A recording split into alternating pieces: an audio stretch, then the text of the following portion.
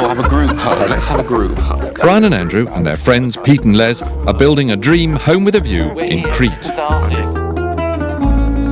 You don't like the colour? Certainly make big improvements. Unfortunately, the whole project is dependent on Brian and Andrew selling their house. Don't like the green. What don't you like?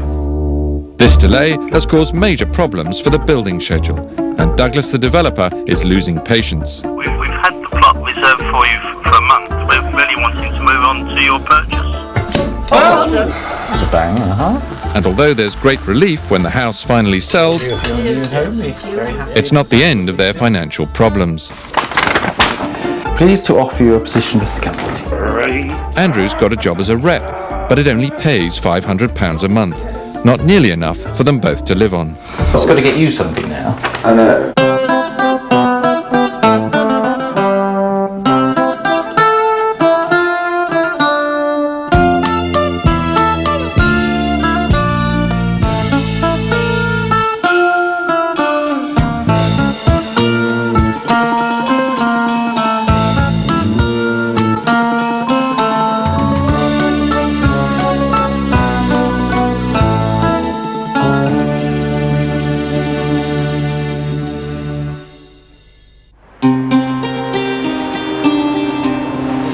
It's early January, and disaster has struck the project. Brian and Andrew have been forced to make an emergency trip to Crete and are now at Athens Airport awaiting their connection. With only a month to go before they're due to move out there for good, their financial difficulties have taken on a new dimension. Douglas, the developer, has told them that the cost of the project has now risen dramatically, and Brian and Andrew have responded by withholding all proceeds from their house sale until they find out why. Well, the price that we agreed has now risen by, nearly 25%? Yep, 25. If they've known for some time that it's running at this sort of figure, then why weren't we told? You know, we're the customers, we have a right to be told that it's going above estimate. I mean, I'm very angry, actually. I'm trying to keep calm about it, but I'm very angry. I know you are, but you perhaps show it less than I do. I think it's completely wrong to have hit us with this. And basically it was a take it or leave it situation. We don't have the budget to go ahead on the basis that we have at the moment. I mean, another complication is the big window. We've had to put a hold on the production of that because there's no way we can have that window produced if we've nothing to put it in. So there is a big problem. And I don't like being in a position where I haven't got my hands on the steering wheel, or we both haven't, have we? We're sort of freewheeling at present. So the sooner we get out to Crete and sort it out, the better. And then we'll actually see Douglas on Wednesday morning and sort this out around the table in his office. I won't have it thrown at us to say that it's our fault, because we've given a specification, we've given them a budget, and we expect them to adhere to it. It's going to be a tough week. It's not a week to stop smoking. I'm not giving up smoking. I'm going to go out and have a cigarette now. Do you mind? Not at all. Thanks so much.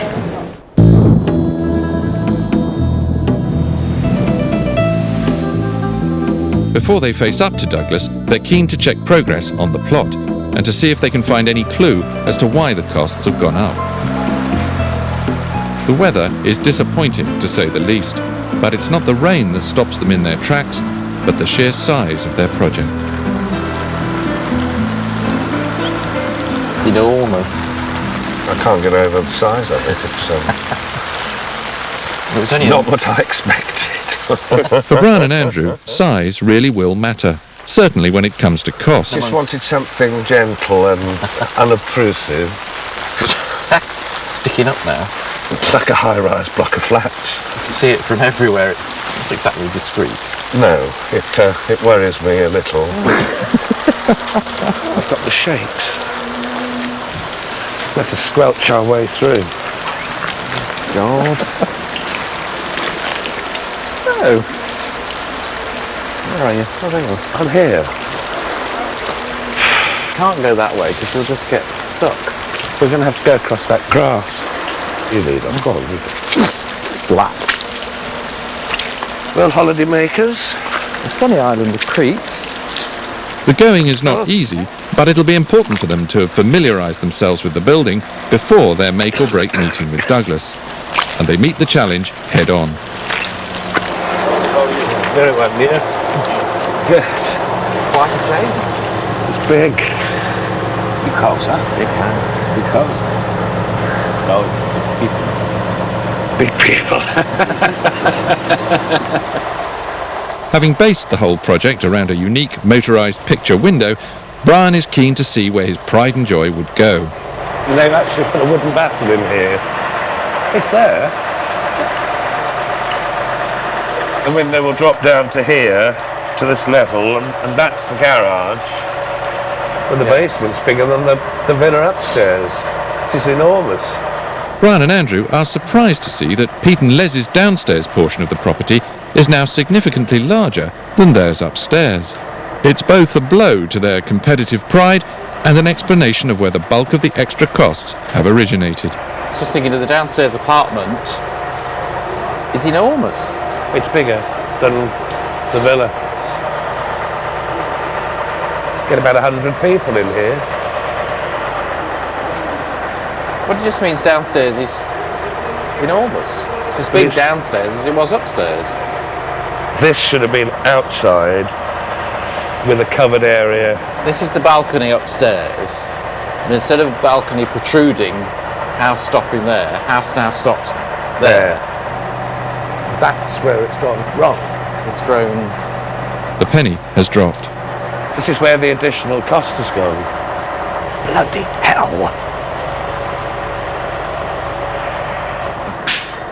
It may be good news for Pete and Les, but it couldn't be worse for Brian and Andrew. I mean, you've got something bigger than we need. I really have got the shake, seriously, about this. The project is enormous.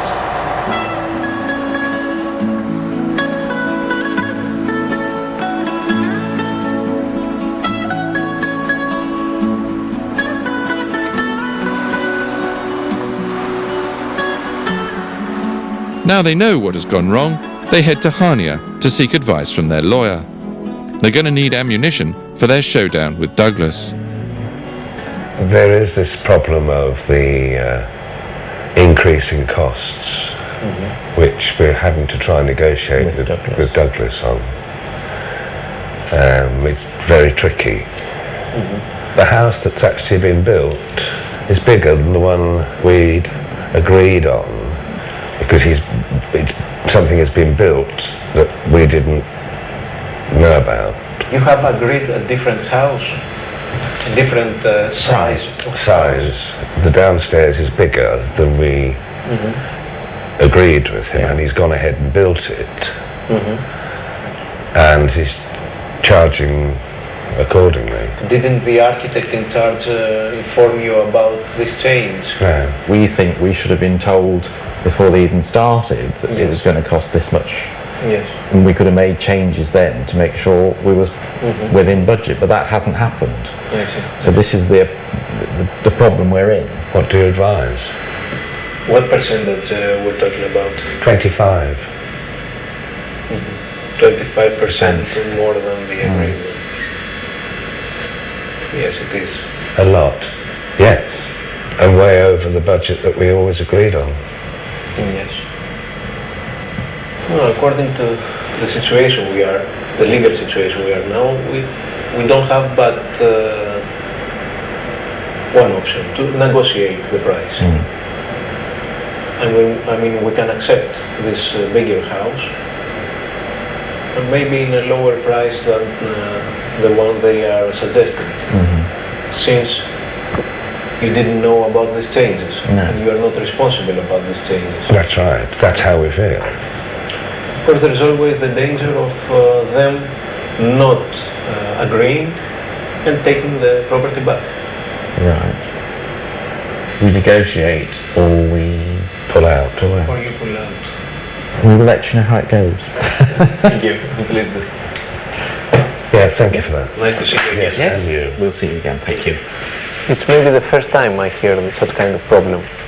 I didn't expect the house plans to change without their confirmation. Yeah. This was unexpected and very strange. I mean, it's serious. Perhaps I ought to bring my memoirs forward with a massive advance, and then we could do what we like. True. We have to laugh, otherwise we burst into tears. It's the next part's a bit dicey.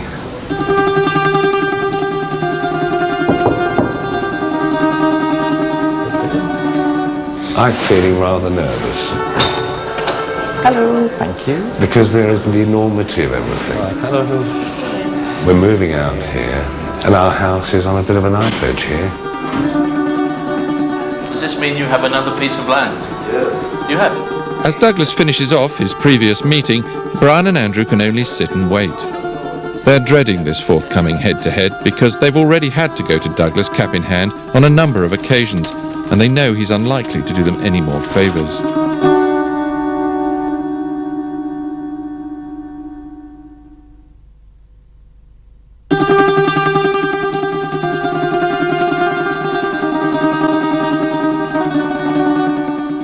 After the costs on Brian and Andrew's dream home soared unexpectedly, they've travelled to Crete for a showdown with Douglas, the property developer.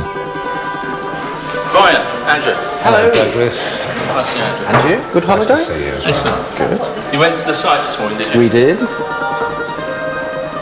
Because Brian and Andrew have withheld the funds owing to Douglas from their house sale, they believe they hold a key card in the negotiations. But Douglas is in no mood to play games. I mean, you will not be surprised that I'm extremely disappointed about delay in payments and the fact that you've not honoured the agreement we made on the telephone, at which you agreed that your lawyer would send a letter of undertaking that the proceeds from the sale of your house will be sent to Crete. Now, You want that? I'm sorry. You need that? No, sorry, that's what we agreed. I returned from my holiday today to find that this has not been honoured.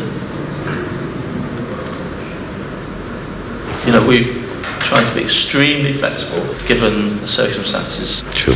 The delay in the sale of your house in the UK. Right, well... We said we would get you... I'm sorry, well, you and I have an agreement. It's an everyday occurrence. We agreed that you would do that.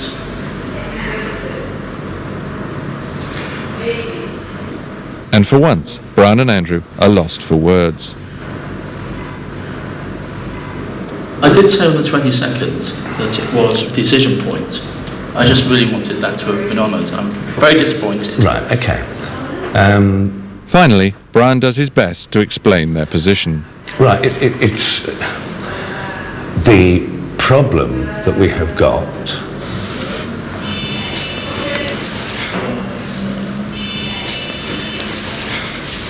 I'll switch this off. Is the additional costs. And it would be irresponsible for us, if you like, to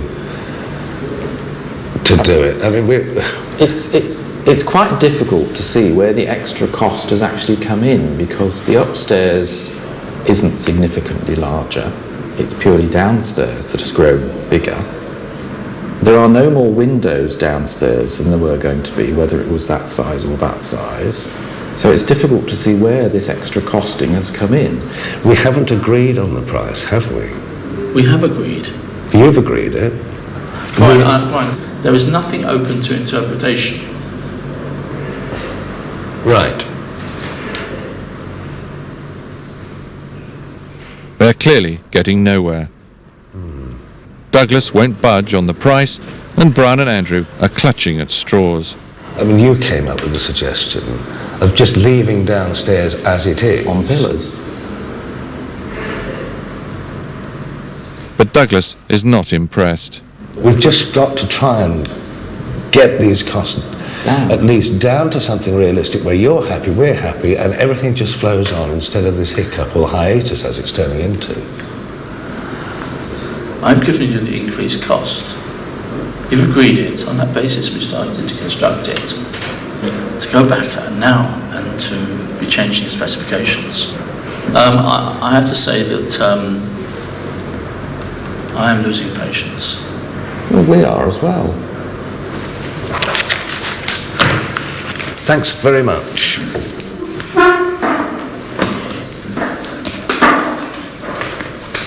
So call me on my mobile when you want to reconvene. Okay. Brian and Andrew retire hurt to a nearby hostelry, where, bolstered by some Dutch courage, their fighting spirit returns. We will not be bullied, browbeaten, Start making some calls. and I'm getting really angry now. He didn't seem to like it when I questioned where the extra money was being spent. He couldn't answer you. I did not agree on the phone to 117 or about 250 or however much it is. I did not agree that. Well, I've always been there when you've been on the phone. I know. You've never done it in my No, well, I earshot. wouldn't do it. And clearly the way they operate is by doing it first and then asking later. I think we need to walk away now while we still are able to. I agree. We can walk away still with our heads held Yeah, high. definitely. You know, we're coming out here to enjoy a new lifestyle. That's not going to be what we're getting if we're all the time frantically worried about how we're paying for the roof over our head. No. This is an extremely large gin.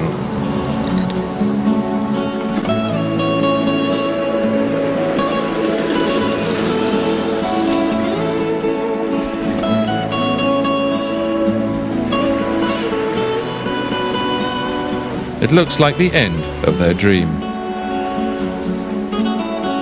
But a few gins later sees them back at the guest house and making one final attempt to save the project with some creative accounting.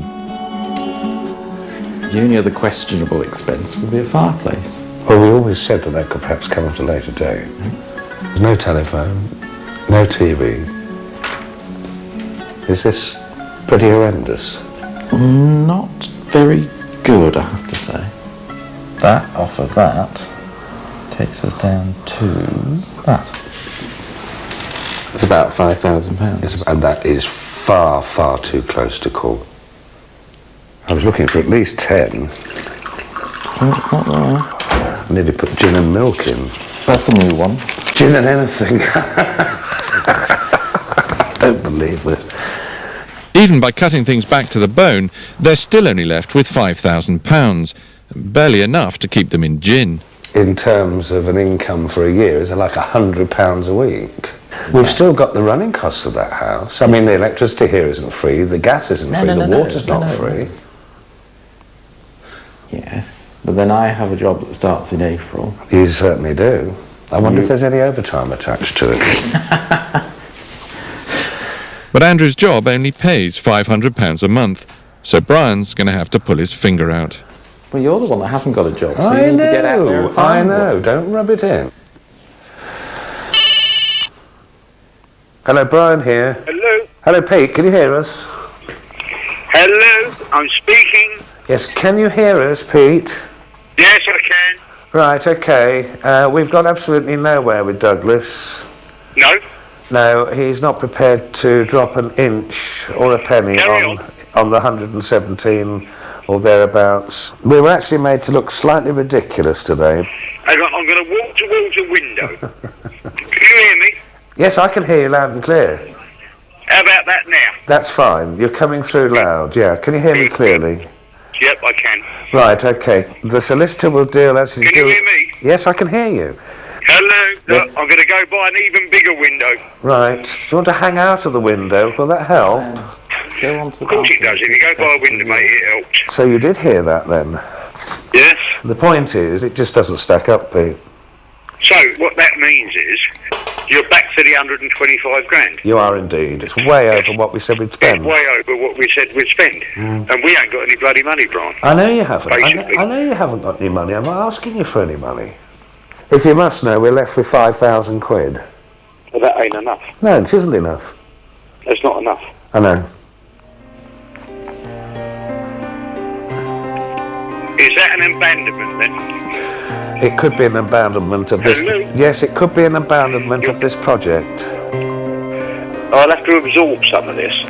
But let me think on this tonight. Okay, we're here till Friday. I'll give you a bell tomorrow. All right, mate.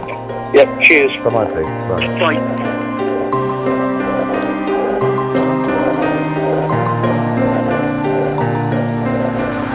For Pete and Les, it's a worrying time. After all, they're the only ones that have actually invested in the property so far. Having decided to sell the boat, which was a great wrench for us, but we agreed to do it in the end, and we're the only ones that have paid any money out. And are we going to lose the whole lot? The following day, Brian and Andrew head back to the plot to take one last look at what they've now decided to give up. Like a maze. So you've got a balcony at the front, the balcony in there, looking up there. We've got a big balcony Kitchen there. sink, you'll be able to see who's coming down from the road. That's the study. Yeah. View through those windows.